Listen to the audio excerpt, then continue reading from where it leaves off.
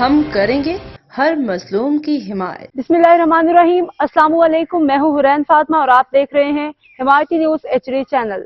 نظر ڈالتے ہیں آج کی اہم خبروں پر۔ Director civil defence Punjab doctor Zeeshan Hanif اور ڈسٹرکٹ کنٹرولر سول ڈیفنس و ڈپٹی کمشنر ٹوبہ محمد نعیم سندھو کے حکم پر DO civil defence Toba Mahmood Hussain Gill کی نگرانی انفورسمنٹ ٹیم نے ضلع ٹوبہ کے مختلف علاقوں میں LPG گیس کی ریفلنگ کا غیر قانونی کاروبار کرنے والی دکانوں پر چھاپے مارے اور 9 دکانداروں کو گیس کی غیر قانونی ریفلنگ کرتے ہوئے رنگے ہاتھوں پکڑ لیا۔